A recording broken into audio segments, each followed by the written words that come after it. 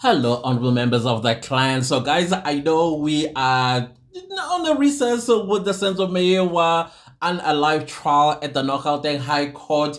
As you know, that the court will resume the first time on the 8th of January, where the defense would have made a decision, or at least Sibiya, accused number one, would have made a decision which of the three, is it four remaining defense lawyers that he may go with as his legal representatives in the Senzo Meyiwa unaliving trial. I suspect that he might go with Mnisi. I suspect so that he might go with Mnisi or go back to Mr. Ramusipili, but I think he's gonna go with Mr. Mnisi. And things are just going to be quite interesting in 2025 when it comes to this entire matter. Something tells me it might actually wrap up before mid 2025, even though it's projected to end probably in 2027, because after the trial, and if Judge Rata does sit us through it, it technically may end in 2025, 2027, with the judgment being read out or something like that. I don't know. That is what I'm hearing from people who understand these sort of things. So in the meantime, we are also going to talk about emerging stories, developing stories like this Lawrence guy, or Sibusiso Lawrence. There are some developing stuff that is coming up. Just like as I suspected in my previous video that this guy was trying to paint himself as the good guy, and the lady that he had unalived, she was the bad one. I mean, that's how narcissists do things anyways. And I did confirm that indeed he did also unalive himself through, he kind of like type of situation, coward. He is a definite coward. So I did come across an online newspaper by The Witness that was published about 4 hours ago upon recording this video. So this is what time? This is 10 past 4 p.m. as I am reading this. Clearly, this one came out around maybe, let's see, 12 or so, this article. And it is written by Zama Nyeza. All right. And the headline is Details of Abuse Emerge as a video of unalive confession goes viral.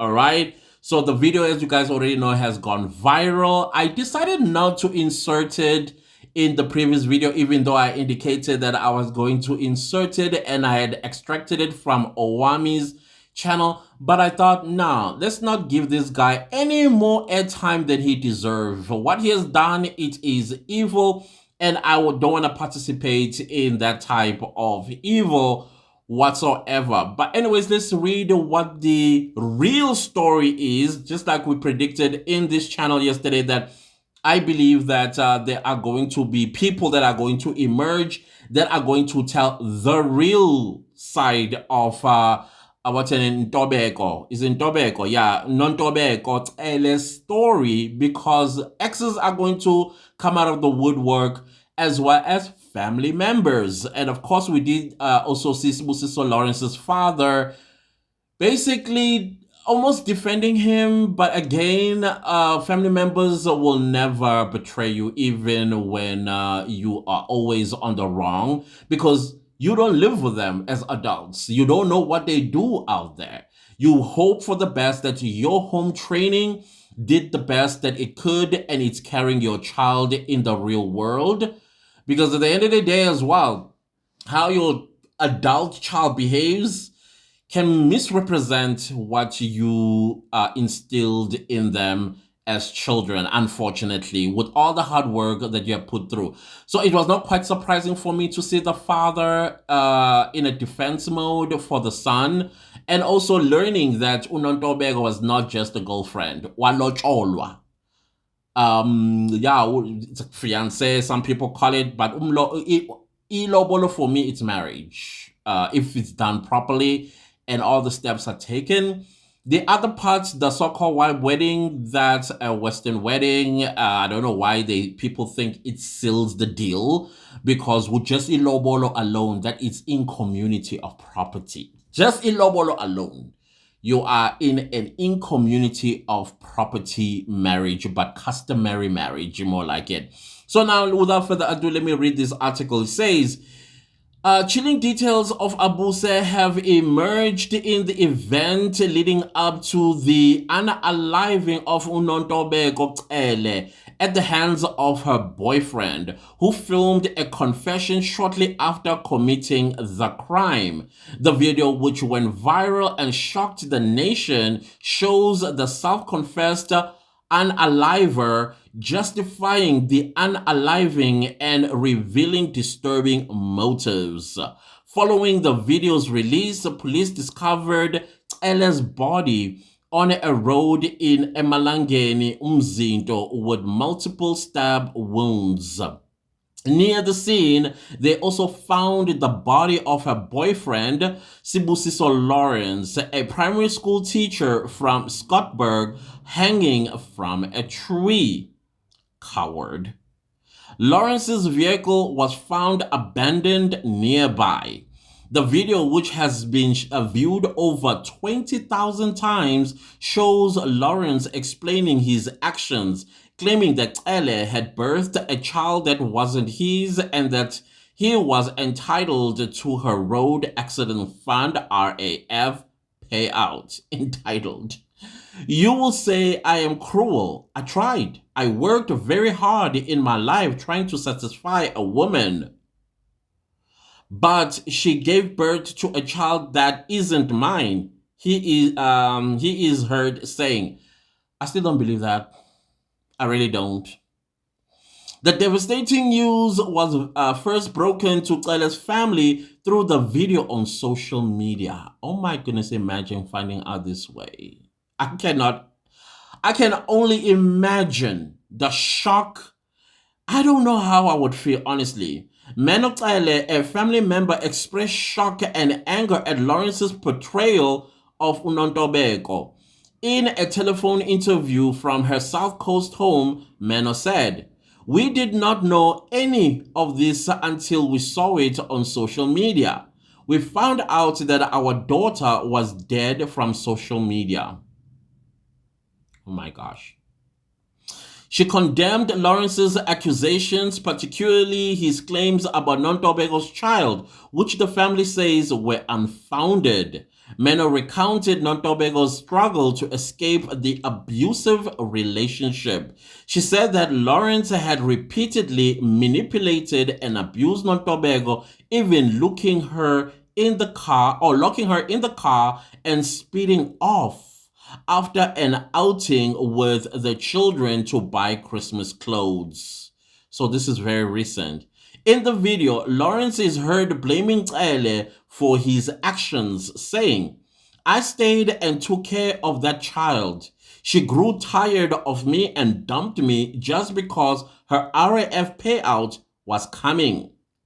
SAPS spokesperson Colonel Robert Machianda confirmed that Cele's body was found with stab wounds and broken knife inside her. This is rage.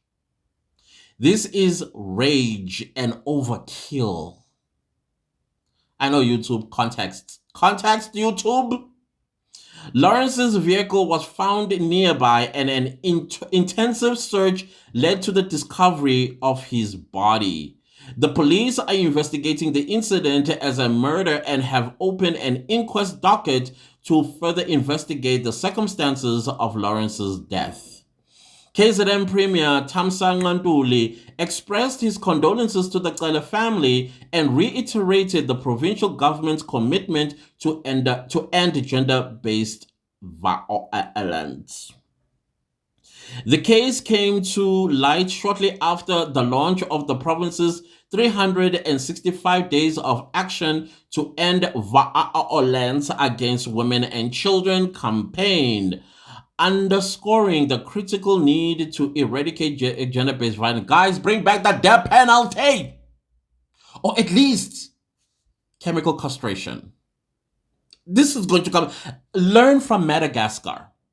Learn from Madagascar. Early this year, they did something significant for women because just like in Madagascar, just like in South Africa, Madagascan men thought they had a right to a woman's body.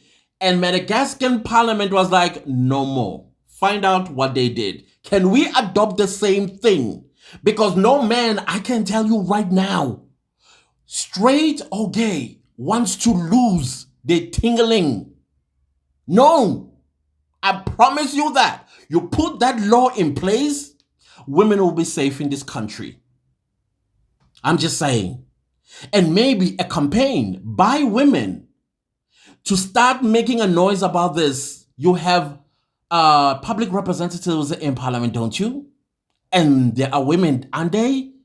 Let them table whether it's a private parliamentary bill or a bill for that matter, and let them debate this, and we will participate and vote if we have to. For real now. These 365 days of action to end... 16 days never worked. As a matter of fact, within that 16 days, I think it ends sometime this December. I mean, hey, we're looking at Sibusiso Lawrence right now. Do you think Sibusiso Lawrence would have done what he's done if he knew that the noose was dangling on his face? Of course not. Those that force themselves onto women, do you think they will be doing that knowing that their tingling might get chopped off? No. Get radical. I'm sick and tired of this. Pietermaritzburg-based clinical psychologist Clive Willow, commented on the psychological profile of perpetrators of gender-based violence, and noting that many abusers are narcissistic and seek attention. Sibusiso was definitely the textbook definition of a narcissist. It is not entirely shocking when an abuser post themselves committing such crimes. Most of them are ego-driven and social media draws attention to them, Willow said. He called for a ban on such posts, noting that the video had already been shared by over 15,000 people. I agree on that because that's, like I said, I decided not to post it because it kinda, I don't know, maybe another abuser sees this and they are narcissists and they see the attention it draws. Like, for example, Sibusiso was able to lie to the nation and paint the victim as the bad person and justifying why he did what he did. And so if we keep posting this video and reposting it, other narcissists will be like, I can live here with a big bang. My name, because it's all about them, my name will cause some kind of a thunderball and they live with a big bang. So I decided, nah, I'm not going to post the video at all. I'm just not going to do it. But I am sick and tired, guys, of this. Sick and tired. Let's take action. Like functional action. When I say functional, I'm talking about when a man raises his hand, he remembers, like, okay, let me rather go take a walk, come down, come back. Let's have a decent conversation without accusations. You know why? Because the noose is dangled on our faces. You understand, right? We need to get that campaign going in 2025. Sick and tired of these so-called campaigns that never work. Because they will never work. Because a man just knows that I'm not going to suffer any consequences. Y'all can talk and talk and talk. She belongs to me. She's my property. No, I'm sorry. Let's take real action this time around. Real action. I know there are going to be those that say, oh, well, what about, hey, there are going to be cracks. Some people will fall within those cracks, but the message will be loud and clear. It's like the death penalty. People will say, yeah, but what if innocent people? Yes, there will be, unfortunately, those, and I'm not saying it's a good thing, but the action of seeing a man being executed, or anybody for that matter, whether it's a man or a woman, because domestic violence is not just one way. Sometimes it's a woman that is an abuser, psychologically, emotionally, financially, etc., and so on a man. I do not, I'm not blind to that. But if we look at the statistics in South Africa, hello, honestly speaking. So the point that I'm trying to make here, even though somebody, even if let's say it's me, I know I'm innocent, I did not do this, and then I go through that, whether it's a guillotine or electric chair or a injection or whatever it is, there'll be those who'll be like, "Hack, and South Africa is serious." You understand what I'm trying to say? Unfortunately, things like that will happen, but not often. You get what I'm trying to say? I don't know if we understand each other. I know I'm sparking a debate here, but it's a debate that is necessary for us to have. It's a debate that is necessary for us to have so we can come to a conclusion. Because I will hear some people will say, what about the dignity of the man? What about the dignity of the woman that he forced himself on? What about her dignity? No. Dignity for dignity. That's all I'm saying. Dignity for dignity.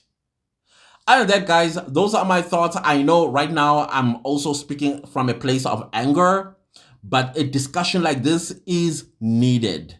And then we take this message to parliamentarians, the lawmakers. Are they called lawmakers, right?